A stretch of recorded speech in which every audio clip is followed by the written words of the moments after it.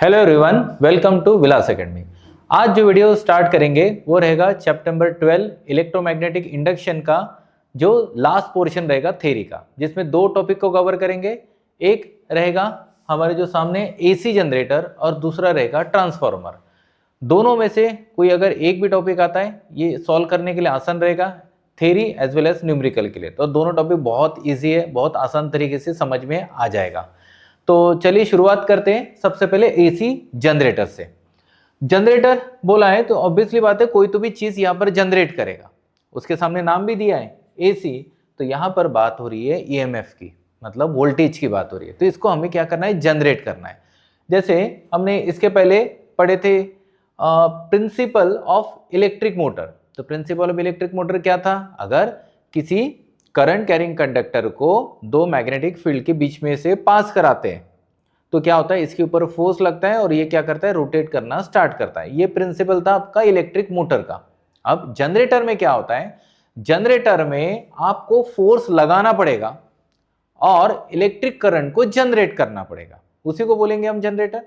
जैसे for example यहां magnetic field हमें दी रहेगी, तो हम क्या करते हैं, सबसे पहले हम मैग्नेटिक फील्ड को शो कर देते हैं।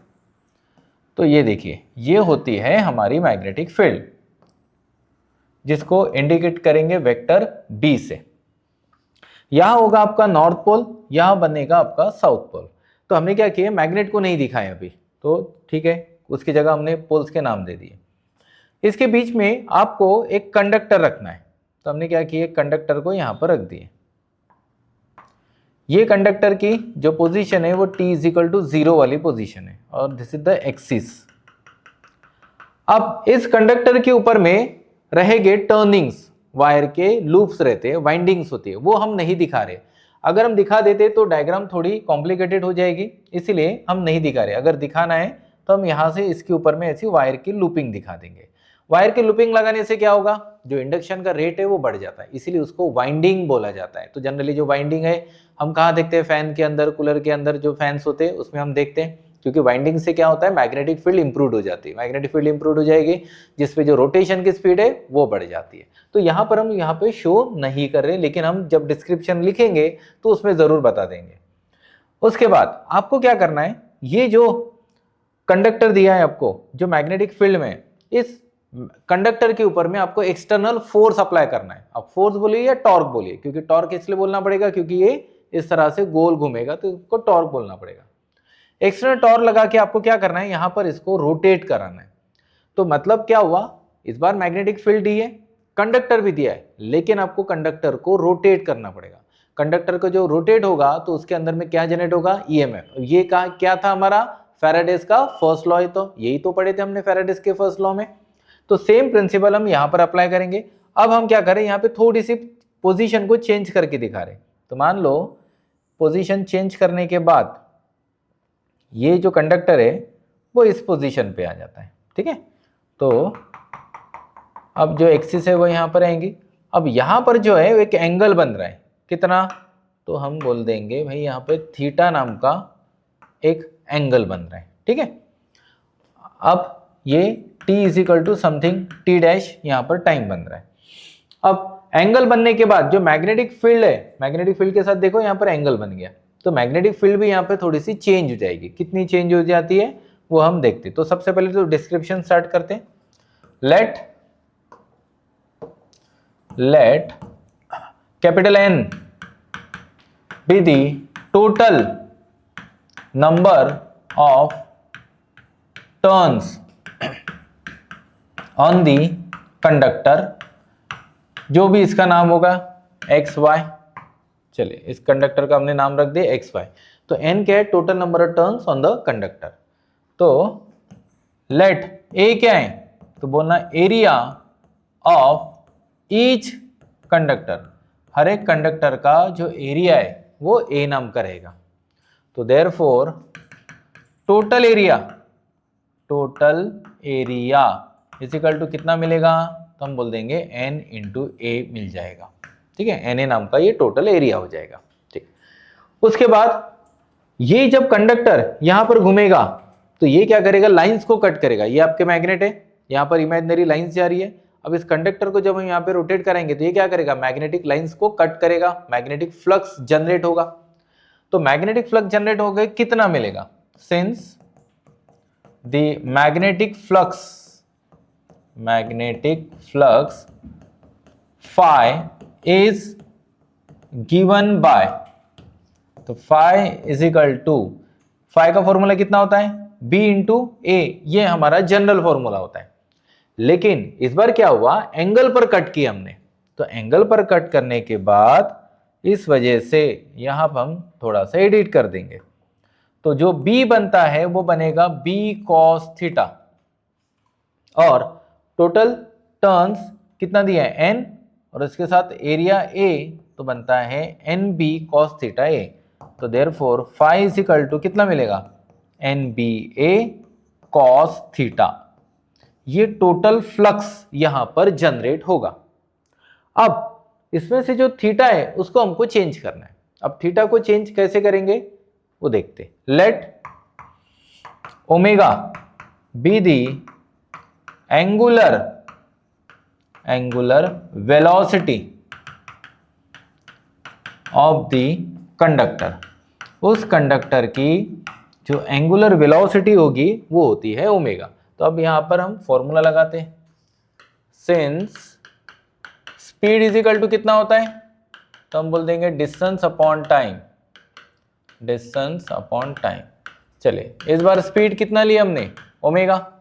अब डिस्टेंस हमको पता नहीं है तो डिस्टेंस हम एंगल में ले रहे, क्योंकि एंगुलर वेलोसिटी ले रहे इसलिए डिस्टेंस भी एंगल में लेना पड़ेगा, कितना, थीटा, और टाइम कितना, t. Therefore theta is equal to कितना मिला, ओमेगा इंटू टी। ठीक है, तो ये थीटा को हम क्या करेंगे, रिप्लेस कर देंगे। वो देखिए, तो phi is equal to N B cos theta, तो देयरफॉर फाई की नई वैल्यू कितनी मिलेगी, एन बी ए, तो बोलना कॉस ओमेगा टी। ये होता है फाई की वैल्यू। चलिए फाई मिल गया। अब हमको क्या निकालना है, हमको तो ईएमएफ की वैल्यू निकालना है फ्रॉम लेंजिस लॉ। ठीक है, E इज इक्वल टू कितना होता है, minus d phi by D t, that is equal to minus d by D t. What is phi, तो आप बोलना N B A cos omega T. ठीक है, अब उसमें से क्या होगा, एन बी ए जो है आपका कांस्टेंट है उसको बाहर निकाल लीजिए। Therefore E is equal to minus N B A, तो बचा कौन अभी, D by D T of cos omega T. ठीक है, यहाँ पे टी आने वाला था इसलिए हमने क्या किया, थीटा को पहले ही चेंज कर दिया ओमेगा टी के फॉर्म में। ठीक है, तो अब डेरिवेटिव ले लीजिए, E is equal to minus N B A. अब डेरिवेटिव ऑफ कॉस होता है माइनस साइन ओमेगा टी, लेकिन यहाँ पे देखिए ओमेगा लगा हुआ है तो एक और बार आपको डेरिवेटिव लेना पड़ेगा जो आपने मैथ्स के रूल में पढ़े, तो D by d T of omega t. ये बेसिक रूल सभी ने पढ़े कि ए लगता है तो ए इंटू टी का वापस डेरिवेटिव लगते, ये माइनस हो जाएगा प्लस, तो एन बी ए, यहां से ओमेगा कॉन्स्टेंट है ये बाहर आ जाएगा, बनता है sine omega t into d by d T of t. Again इसको कट कर दीजिए, that is equal to N B A omega sine omega t, but omega is equal to कितना होता है, तो हम बोल देंगे 2 पाई एफ होता है, तो therefore E is equal to N B A 2 pi f sine omega T. ठीक है, ये बन गया हमारा पूरा फॉर्मूला। अब यहां पर क्या होता है, इतने बड़े फॉर्मूले की जगह में छोटी सी वैल्यू को पुटअप करते, let E0 is equal to N B A 2 pi f, where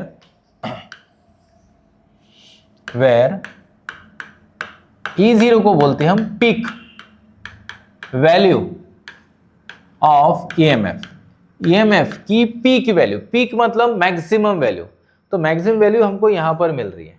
ठीक है, तो NBA 2 पाई एफ, तो ये जो बनता है ये पीक वैल्यू बन रहा है, that is represented by E, तो E is equal to E0 sine omega t. तो यहां पर हम इसको टर्मिनेट करेंगे। ठीक है, अब इसके बाद इसको थोड़ा सा डिस्क्राइब करते कि इस जो हमको इक्वेशन मिला इसका मतलब क्या हुआ। तो सबसे पहले थोड़ा वापस चलते यहाँ पर, E is equal to NBA 2πf sin omega t. इसमें से जो साइन है वो आपको फंक्शन शो कर रहा है, मतलब जो EMF आपका जनरेट हो रहा है वो साइनोसाइडल है। यही वजह से इसको AC बोला गया, क्योंकि AC का वेव और साइन का वेव दोनों एक जैसा होता है। तो ये तो फंक्शन हो गया। उसके बाद n कांस्टेंट है, नंबर ऑफ टर्न्स अगर मान लेते हमने 100 डाले तो वो 100 ही रहेंगे। B आपकी चेंज नहीं होगा, A चेंज नहीं होगा। 2π ऑलरेडी कांस्टेंट है। The only thing remaining is f। f क्या है? फ्रीक्वेंसी। फ्रीक्वेंसी कैसी बनेगी? जो आप कंडक्टर को घुमा रहे हैं ना, यही आपकी फ्रीक्वेंसी बन रही है। तो जितना ज्यादा स्पीड से हम घुमाएंगे दो मैग्नेट के बीच में इस कंडक्टर को, क्या दिखाई दे रहा है? उतना ज्यादा यहाँ पर EMF जनरेट होगा। तो मतलब E की डिपेंडेंसी, मतलब EMF की डिपेंडेंसी होल एंड सोल किसके ऊपर बनी है? फ्रीक्वेंसी के ऊपर में बनती है, क्योंकि बाकी टर्म सारी कांस्टेंट है और साइन तो आपका फंक्शन शो कर रहा है। इसीलिए हमने इसको बोला कि ये एम्पलीट्यूड शो कर रहा है, क्योंकि जितना ज्यादा फ्रीक्वेंसी रहेगी एम्पलीट्यूड उतना ज्यादा रहेगा जो EMF जनरेट होगा। ठीक है, तो उसको E is equal to E0 sin omega t मिला। अब ये जो इक्वेशन मिला ये हमको कहाँ काम में आएगा? ये नेक्स्ट चैप्टर में काम में आएगा। जब नेक्स्ट चैप्टर हम स्टार्ट करेंगे AC वेव्स को तो, या AC सर्किट को, तो वहां से जब शुरुआत होगी चैप्टर की, तो चैप्टर की शुरुआत यही इक्वेशन से हम स्टार्ट करेंगे। तो इस इक्वेशन को भूलना नहीं है, सिंपली इस चैप्टर के लिए नहीं, अगले चैप्टर के लिए भी। तो अगले चैप्टर की शुरुआत इसी इक्वेशन से हम करेंगे। अब इसका मतलब क्या हुआ? तो इसका एक ग्राफ बनाना है आपको। तो ये बनता है ग्राफ, देखिए AC वेव मिल गया, इसी को बोलते हैं ना ऑल्टरनेटिंग पॉजिटिव नेगेटिव। और ये क्यों बनाया? क्योंकि यहाँ पे साइन लगा है। हाँ, अगर कॉस आता है फंक्शन में तो हम वेव को ऊपर से स्टार्ट करते हैं, बट साइन आया है तो साइन 0 से ही स्टार्ट होता है। तो ये एरो बनता है ओमेगा टी का, यहां बनता है आपका EMF E। ये जो वैल्यू है इसे बोलते हैं हम पीक वैल्यू।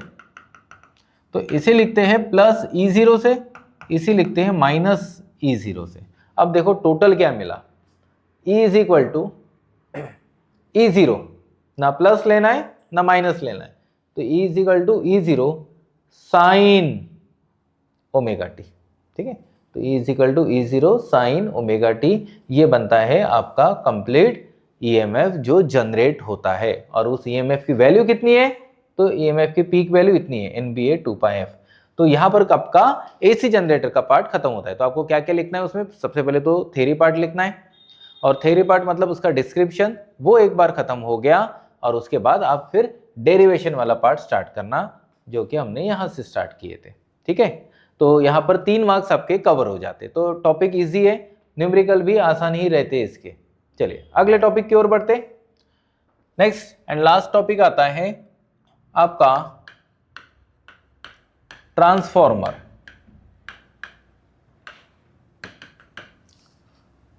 ठीक है, तो टॉपिक अगेन इजी है, अगर आता है तो बहुत अच्छी बात है, इसे अच्छे से सॉल्व करना डेकोरेट करके। तो या तो फिर न्यूमेरिकल आ जाता है, जो भी क्वेश्चन आएगा ट्रांसफार्मर के ऊपर बनना ही बनेगा। ठीक है, तो ऐसा बिल्कुल भी नहीं होगा कि वो नहीं आएगा करके, आपको बहुत अच्छे से आ जाएगा ट्रांसफार्मर। ठीक है, ट्रांसफार्मर सबसे पहले प्रिंसिपल पे देखते। प्रिंसिपल क्या है? तो हम लिखेंगे ट्रांसफार्मर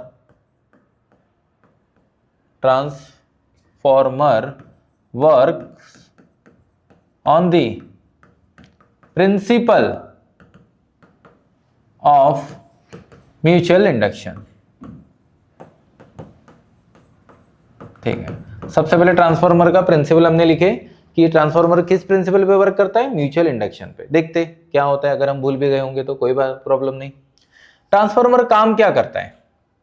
तो ट्रांसफार्मर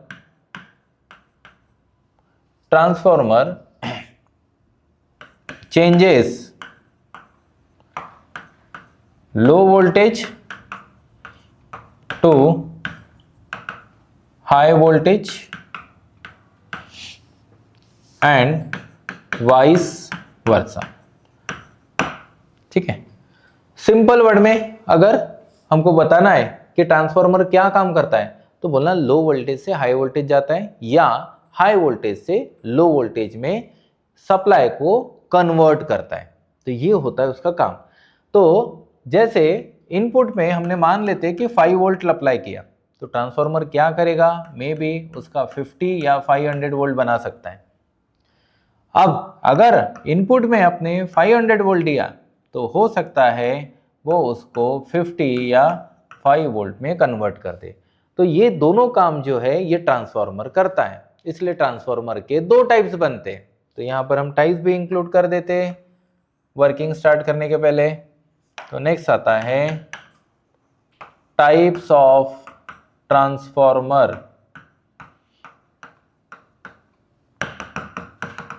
तो दो टाइप के ट्रांसफार्मर है, एक होता है आप सब लोगों को पता होगा स्टेप अप ट्रांसफार्मर, जिसमें आउटपुट का वोल्टेज बढ़ जाता है, और नेक्स्ट आता है स्टेप डाउन ट्रांसफार्मर, जिसमें आउटपुट का वोल्टेज कम होता है। मान लो ईओ आउटपुट का वोल्टेज, ठीक है, ये ग्रेटर होता है ई आई से, इनपुट के वोल्टेज से, तो स्टेप अप। और आउटपुट का वोल्टेज अगर कम है तो एज कंपेयर टू इनपुट का वोल्टेज, तो ये होता है स्टेप डाउन। तो मतलब अगर मान लेते हमने 5 वोल्ट लगाए और बदले में 50 मिल रहा है तो हो गया स्टेप अप, और 50 लगाया आउटपुट में 5 आ रहा है तो हो गया स्टेप डाउन। अब स्टेप अप स्टेप डाउन ये हम डेली लाइफ में यूज करते हैं, ठीक है, हम अपने घर पे भी यूज करते हैं। तो उसका बेस्ट एग्जांपल है अपना चार्जर का, ठीक है। तो मोबाइल का चार्जर हम कनेक्ट करते हैं, वहाँ पे देखिए हमने 230 वोल्ट लगाया, ठीक है, जहाँ पे मोबाइल चार्जर कनेक्ट कर रही है हमारे घर के जो सप्लाई है 230 वोल्ट, लेकिन जो आउटपुट हमको आ रहा है वो कितना आ रहा है, वो हार्डली 5 वोल्ट आ रहा है, ठीक है। तो 5 वोल्ट वो भी डीसी आता है, नॉट एसी, ठीक है। तो ट्रांसफार्मर जो है वो एसी पे काम करता है, वो डीसी पे काम नहीं करता है, ठीक है, एसी पर वर्क करता है। तो उस पर हमने स्टेप डाउन लगाए, तभी जाके हमको 5 वोल्ट मिलता है और हमको करंट भी नहीं लगता। लेकिन अगर दो सिंपल वायर अगर हमने लगा दिए, बटन को ऑन किए, तो ज़रूर डेफिनेटली करंट लगता है।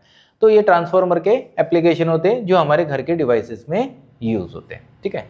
अब इसका कंस्ट्रक्शन देखते हैं और वर्किंग देखते हैं। तो आई होप ये वाला पार्ट आपको सभी लोगों को समझ में आ गया। आगे बढ़ते हैं। तो नेक्स्ट इसमें पार्ट स्टार्ट करेंगे इसका वर्किंग के पहले कंस्ट्रक्शन। तो सबसे पहले कंस्ट्रक्शन समझ लेते।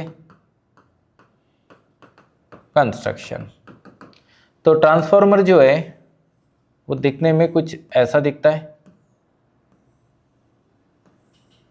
और सेंटर वाला जो पार्ट होता है वो होता है उसका कोर,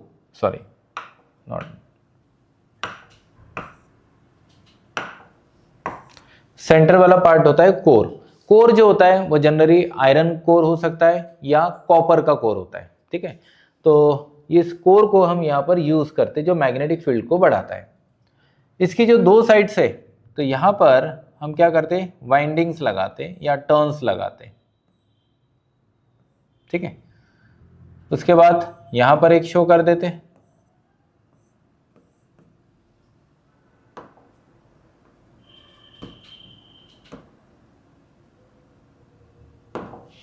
इस तरह से इसको हम कनेक्ट कर देते हैं। ये आपका प्राइमरी सेक्शन होता है, ये आपका सेकेंडरी सेक्शन होता है। यहाँ पे जो नंबर ऑफ टर्न्स हो गए वो होते हैं N1, यहाँ पर जो नंबर ऑफ टर्न्स होते हैं वो होते हैं N2। एक चीज याद रखना, N1 और N2 कभी एक दूसरे के इक्वल नहीं होंगे। अगर वो N1 और N2 इक्वल हो गए तो ट्रांसफर हमारे कोई काम का नहीं। अगर जितना वोल्टेज ले रहा है उतना ही वोल्टेज वो आउटपुट में देगा। अगर N1 is equal to N2 होता है तो सारा खेल जो होता है वो N1 और N2 का होता है, जो नंबर ऑफ टर्न्स होते हैं। यहाँ पे आपको क्या करना है, एक सप्लाई कनेक्ट करना है, ठीक है। तो ये लगाएंगे 230 वोल्ट AC, और इसके अक्रॉस में आपको क्या करना है, E2 लेना है। तो ये हो गया आपका E1, यहां से करंट जाएगा I1, यहां पर करंट शो कर रहे हैं I2, और इसके अक्रॉस का वोल्टेज E2। तो ये होता है बेसिक स्ट्रक्चर या बेसिक कंस्ट्रक्शन ट्रांसफार्मर का, ठीक है। ये होती है वाइंडिंग्स जो कॉपर की जनरली हम यूज करते या एल्यूमिनियम भी यूज करते। ये होता है कोर जो उसका सेंटर पार्ट होता है। अब आते हैं इसके वर्किंग पर। वर्किंग क्या होता है, वर्किंग में आपने क्या लगाया, एसी सप्लाई लगाया, ठीक है। अब एसी सप्लाई की खासियत क्या होती है कि जो करंट होता है वो कंटिन्यूसली चेंजिंग होता है। ऐसा हमने जैसे म्यूचुअल इंडक्शन में पढ़े थे, आपको याद होगा, तो हमने लिखे थे चेंजिंग करंट। तो चेंजिंग करंट से कौन आएगा, तो बोलना चेंजिंग मैग्नेटिक फील्ड आता है। चेंजिंग मैग्नेटिक फील्ड से कौन आएगा, तो बोलना चेंजिंग मैग्नेटिक फ्लक्स आता है। तो ये जो फ्लक्स है ये फाई नाम का, ये एज इट इज लिंक करता है सेकेंडरी कॉइल के साथ में। प्राइमरी कॉइल में जो फ्लक्स जनरेट हो रहा है वो सेम लिंक करता है, ये देखो यहाँ पे हम लिखेंगे लिंक करता है सेकेंडरी कॉइल के साथ में, और उसके अंदर में क्या जनरेट होता है, ईएमएफ। तो हमने यहाँ पर वो कॉइल और कंडक्टर नहीं लगाए, ठीक है, जैसे इसके पहले लगाए थे, बट आप समझ जाइए कि वो लिंक करता है सेकेंडरी कॉइल के साथ में, और उसमें क्या जनरेट होगा, ईएमएफ जनरेट होता है। तो अगेन दोनों के बीच में कोई फिजिकल कॉन्टेक्ट नहीं है, बट जो चेंजेस हो रहे हो प्राइमरी में और उसका इफेक्ट दिखाई दे रहा है सेकेंडरी में, दैट्स व्हाई तो transformer is works on mutual induction. तो इसलिए हमने कहा था कि म्यूचुअल इंडक्शन बता देंगे एक बार, अगर आप भूल भी गए तो म्यूचुअल इंडक्शन के ऊपर में वर्क करता है ट्रांसफॉर्मर। और एसी होना क्यों जरूरी है, अब बात आती है एसी पर। अगर मैं डीसी सप्लाई दे दिया, तो अगर डीसी सप्लाई देते तो जो करंट है वो कांस्टेंट फ्लो करेगा, वो चेंज नहीं होगा, तो हम वहां पर बैठ के करंट को चेंज नहीं कर सकते, इसलिए हम क्या करते हैं, एसी सप्लाई दे देते। एसी सप्लाई में क्या होता है, पॉजिटिव जाएगा फिर नेगेटिव जाएगा, इंक्रीज होते होते फिर डिक्रीज होता, फिर इंक्रीज होगा फिर डिक्रीज होगा, ये प्रोसेस कंटिन्यूसली चलती रहेगी। तो हमको वहां पर करंट को चेंज करने की जरूरत नहीं है, करंट ऑटोमेटिकली चेंज हो रहा है, क्योंकि हमको चेंज क्या करना था, मैग्नेटिक फील्ड। मैग्नेटिक फील्ड से कौन चेंज हो रहा था, मैग्नेटिक फ्लक्स, इसलिए हमने एसी सप्लाई यहां पर कनेक्ट कर दिया, ठीक है। आई बात ध्यान में। चलिए अब सबसे पहले स्टार्ट करते हैं यहां पर description. Let N1 be the total number of turns in primary, ये जो प्राइमरी सेक्शन में, उसके बाद N2 total number of turns in secondary, उसके बाद E1 EMF in primary, और E2 तो बोलना EMF इन सेकेंडरी। उसके बाद I1 तो बोलेंगे हम करंट इन प्राइमरी, और I2 जो इंड्यूस हो रहा है आपका current in secondary. Let phi be the flux generated, ठीक है। हमने फाई को बोला सिर्फ फ्लक्स जनरेटेड, हमने ये नहीं बोला कि प्राइमरी का फ्लक्स है सेकेंडरी का फ्लक्स है। तो अभी मुझे यहां पे डिस्क्राइब करना पड़ेगा, तो लेट N1 फाई, क्योंकि N1 क्या है, नंबर ऑफ टर्न्स है ना, जैसे हमारे घड़ी के शॉक होते हैं ना इस तरह से गोल गोल, बस वैसे ही यहां पे रहेंगे। तो एक टर्न के साथ फाई, तो N1 के साथ कितना, तो हम लिखेंगे N1 फाई, तो ये लिखेंगे total flux link with primary, और N2 phi total flux link with secondary. तो सेकेंडरी के साथ जो टोटल फ्लक्स आएगा वो N2 फाई बोल देना, प्राइमरी के साथ N1 फाई, ठीक है। इतना डिस्क्रिप्शन समझ में आ गया, अब आगे बढ़ते हैं। फ्रॉम फैराडेज लॉ, अब फैराडेज लॉ भी बोल सकते हो, लेंजेस लॉ भी बोल सकते हैं, फैराडेज लॉ, ठीक है। कितना होता है, E is equal to minus d phi by D t, ये जनरल फॉर्मूला होता है। फिर बोलना फॉर प्राइमरी वाइंडिंग,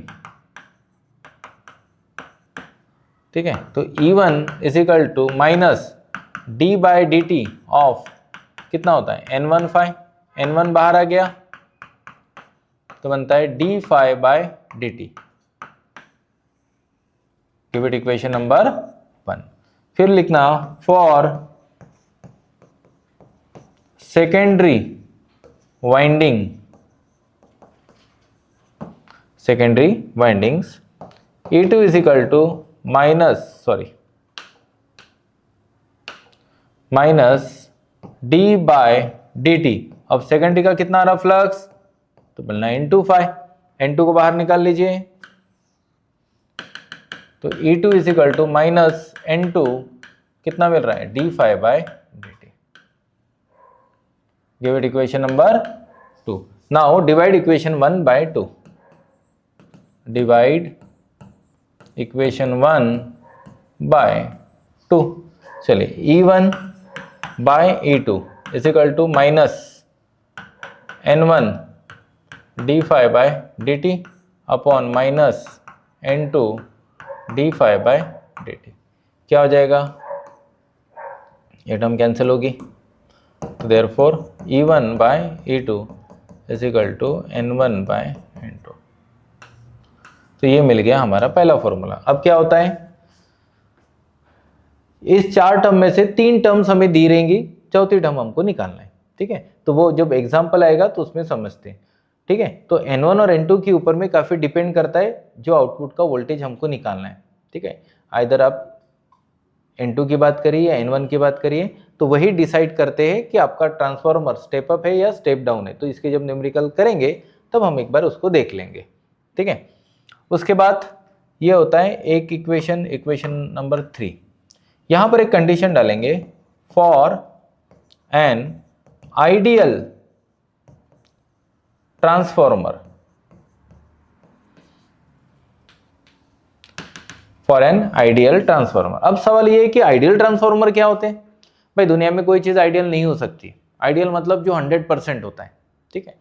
अब आइडियल ट्रांसफॉर्मर कब बोला जाता है कि जितना पावर हमने इनपुट में लगाया उतना पावर अगर हम आउटपुट में शो करते हैं, then it is called as ideal transformer. That is input power is equal to output power. अब सवाल ये है कि ऐसा क्यों नहीं हो सकता, भाई लॉसेस भी होते हैं। तो जो हमने कोर दिखाए ना वहाँ पर ट्रांसफार्मर के अंदर में, तो उस कोर के अंदर लॉसेस होते हैं, आइदर कॉपर लॉसेस बोलते हैं या तो फिर आयरन लॉसेस होते हैं। वो जो लॉसेस होते हैं जिसकी वजह से इनपुट पावर कभी आउटपुट पावर के बराबर नहीं हो सकता है। इसलिए कोई चीज़ दुनिया में हम बोलते हैं कि आइडियल नहीं हो सकती, 100% नहीं हो सकती। हाँ, हम 97% तक लेके जा सकते हैं, 98, बट नथिंग इज 100। तो input power is equal to output power ideally अगर देखा जाए तो इनपुट पावर क्या होगा, तो पावर का फॉर्मूला क्या होता है, voltage multiplied by current, voltage multiplied by current. यहाँ पर भी क्या होगा, voltage multiplied by current. But input के लिए क्या, सॉरी प्राइमरी के लिए क्या दिखाओगे, E1 तो I1 is equal to E2 I2। तो E1 by E2 is equal to क्या होगा, I2 by I1। Be careful, यहाँ पर उल्टा है, I2 बाय I1 है, जबकि यहाँ पर E1 के साथ N1 आया। तो देयरफॉर अब टुगेदर बनाना है, तो E1 by E2 that is equal to N1 by N2 and that is equal to I2 by I1। यहाँ उल्टा जा रहा है फॉर्मूला, ठीक है। तो ये बनता है फाइनल फॉर्मूला ट्रांसफॉर्मर का, ठीक है। उसके बाद एक छोटा सा चीज़ निकालना है, वो है एफिशिएंसी।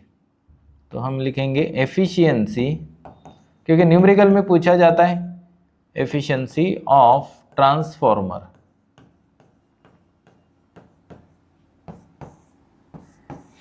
कोई भी चीज की एफिशिएंसी निकालना है तो उसका एक सिंपल सा फॉर्मूला है, तो वो रेशियो होता है किसका, तो भाई आउटपुट बाय इनपुट। तो यहां पर हम लिखेंगे आउटपुट पावर और डिवाइडेड बाय इनपुट। तो अगर हमारे पास मान लेते गाड़ी है, उस गाड़ी में कितना पेट्रोल डाल रहे इनपुट और गाड़ी कितना आउटपुट देती है, तो उन दोनों का जो रेशियो है वो होती है एफिशिएंसी, ठीक है। तो आउटपुट बाय इनपुट, तो यहाँ पे पावर की बात करेंगे तो कितना मिलता है, एफिशिएंसी ईटा से इंडिकेट करेंगे, परसेंटेज में अगर लेते हैं तो मल्टीप्लाइड बाय 100 करना पड़ेगा।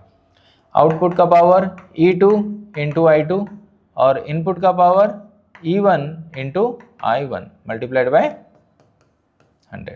तो ये होता है एफिशिएंसी का फॉर्मूला। तो यहाँ पर आपका ट्रांसफॉर्मर पूरी तरह से कंप्लीट हो जाता है। बस एक चीज़ यहाँ पर छूट गई, वो था सिंबल। दो सिंबल कहाँ पे, जहाँ पर हमने टाइप्स ऑफ ट्रांसफॉर्मर पढ़े, तो यहाँ पर एक मैं छोटा सा सिंबल उसका बना देता हूँ। तो स्टेप अप दिखाना है, तो स्टेप अप में आप आउटपुट के जो नंबर ऑफ टर्न्स रहेंगे उसको ज़्यादा दिखाना, हाइट दोनों की सेम ही दिखाना है आपको, ठीक है। तो ये होता है N1, ये होता है N2, ठीक है। ये लाइंस का मतलब है दोनों एक दूसरे से सेपरेटेड है। तो देखो N1 के कंपेयर में N2 ज़्यादा दिखाई दे रहा है, तो ये होता है स्टेप अप। मैंने कहा था भाई सारा खेल जो है N1 और N2 का ही रहेगा। तो N2 अगर ज़्यादा है तो स्टेप अप ट्रांसफॉर्मर बनेगा, और स्टेप डाउन अगर बनाना है तो आप क्या करिए, N1 को ज़्यादा दिखा दीजिए और N2 को कम दिखा दीजिए, ठीक है। तो ये देखो स्टेप डाउन N1 और N2, और ये होता है स्टेप अप, सॉरी एक ही कलर से बन गया ये, ठीक है। तो यहाँ पर देखिए वोल्टेज बढ़ रहा है तो स्टेप अप, वोल्टेज कम हो रहा है तो स्टेप डाउन। तो ये बनता है आपका होल एंड सोल ट्रांसफार्मर। अब बचते हैं इनके न्यूमेरिकल्स, तो न्यूमेरिकल्स हम क्या करेंगे नेक्स्ट वीडियो में कंटिन्यू करेंगे। So thank you so much.